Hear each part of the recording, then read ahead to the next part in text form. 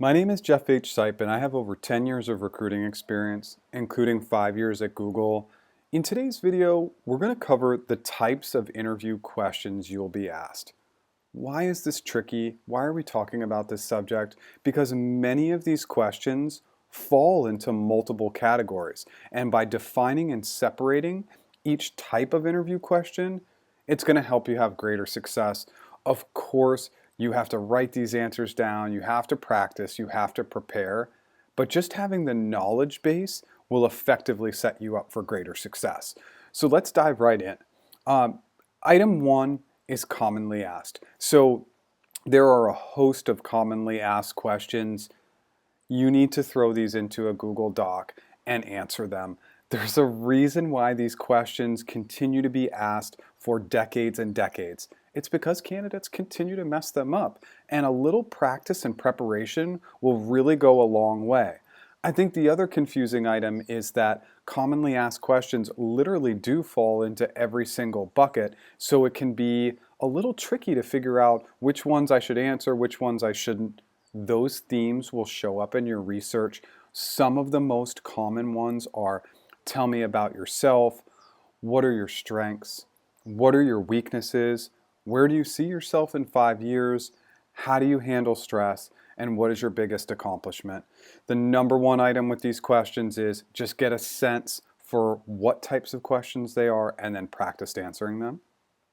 Item two, behavioral. Past performance predicts future results. What does that mean? So if you did good work in the past and you're able to answer that question in an organized and thoughtful manner, that interviewer is ultimately going to assume that you are going to do similar work for them in the future. So similar to commonly asked questions, a lot of behavioral questions, they're common. They're easy to find on Google or YouTube, but I want you to take it a step further. I want you to really dive in and look for specific themes to questions. So some of the themes might be time management, conflict, teamwork and collaboration, leadership, problem solving, etc. So first, identifying these themes allows you to answer a broader range of questions for that theme. And then secondly, understanding themes in general allows you to focus and incorporate multiple themes into each example you write down. So you have to remember less examples. The more dynamic your examples, you only have to remember 3 or 5, right? Instead of remembering 10 or 20. So for example, if you were a project manager on a team with a successful product launch, all these themes would likely come up in your example. Depending on the question, you'll just need to flex a little bit to focus on the area that the question is asking. What I cannot emphasize enough is that you have no excuses not to crush these questions.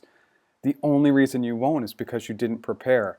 This stuff happened to you. So you should be able to talk about it, again, in a really organized manner.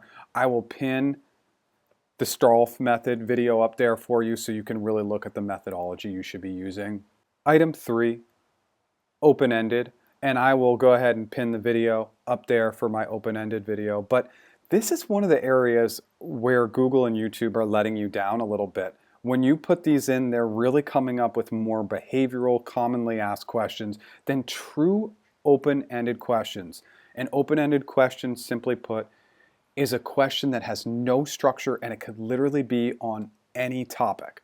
Now, what's most important is to remember to have a plan. And so while it could be on any topic, the more common and more likely scenario is that that topic is going to be more based on role specific, company specific. So let me give you an example. Let's say you're a program manager, for instance. You would want to have a plan, have a framework, and know the top 5 or 10 steps you take when starting a new program, stepping into an existing program, determining why a program is behind schedule or over budget. Every role is going to have these common scenarios, so having a plan is so important. The trickiest part of these questions is they seem simple, but often interviewers are looking for depth. So ask a lot of follow-up questions and then solve with your plan. Also, a very important step with these questions is to take your time. It seems like taking 30 seconds to a minute to write out a plan or write out a path is a long time. It's long to you, it's not long to your interviewer. Really, really take the time. Some example questions might be, how do you determine the complexity of a project? How do you prioritize competing projects? Create a new dating app for me. For the last one, sometimes it's new product creation. I know Google does a ton of that. So what is your plan or steps for creating a new product? Just have that mapped out. It will help you have great success. Item 4, situational and scenario questions. These interview questions are often confused with behavioral interview questions. And if you get a question that asks you what you would do given a specific situation or scenario, it's okay to draw on examples from the past. This will happen for some answers, but not for all of them. And so there are a couple of important items here. First is research. You definitely want to go in, and I know that this is a consistent theme, but you want to research not only the company and the position, but the specific niche industry and space that they're in, because these questions really likely will be specific to the role and to the organization. Second, you definitely want to ask clarifying questions. Make sure that you're digging into what's being asked, because these questions sometimes can be more about thinking out loud and brainstorming than actually ever even really getting to the answer. So an example of a situational question is, what would you do if you were given a task that you had never handled before? So this is really easy. You've definitely had that in the past, so you can either bring up that example or you can dive into the question by asking follow-up questions and going through the brainstorming process. I think the latter is better because it's going to show more depth and creativity, but either situation will work. And so a scenario-based question might be, Jane and Bob cannot determine which app enhancement is going to be the best for the company moving forward. What do you do? So if you have a behavioral answer where you've worked with stakeholders or disagreeing stakeholders in the past, which you should have, go ahead and insert that example for what you did. But you could also start in questioning, like, how am I sitting and talking with Bob and Jane? Like, what is the research we've done on our top 5 for how we're going to move forward, etc. The good news is, if you take a more generic approach with these questions, you've likely handled something similar in the past, so think about what you've done in the past and use that framework to make it more brainstorming and strategic. These can be tricky. Again, default into going to an example that you've used in the past, but I think you can take it a step further if you really understand what the interviewer is trying to gain by asking the question. Item 5, a future question.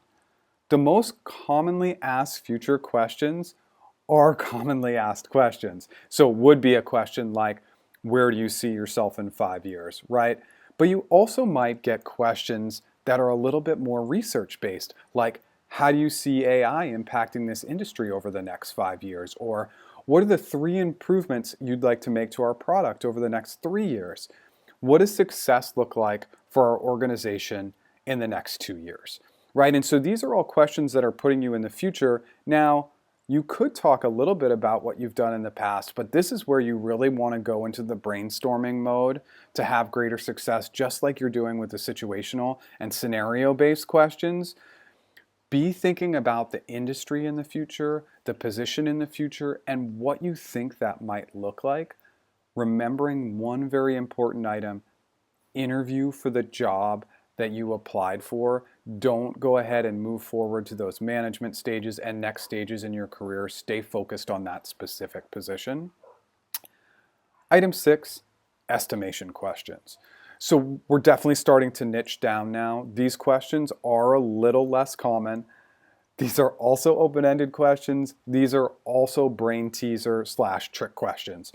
And so the most likely people that will face these types of questions are program, project, and product, especially product managers, and definitely consultants. If you're going into a top tier consulting firm, right, like a Bain, Boston Consulting Group, any of the big 4, you're definitely going to get an estimation question or multiple estimation questions.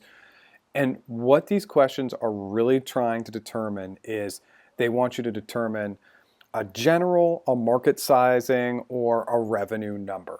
And so some examples specifically, a general question might be, how much does a school bus weigh?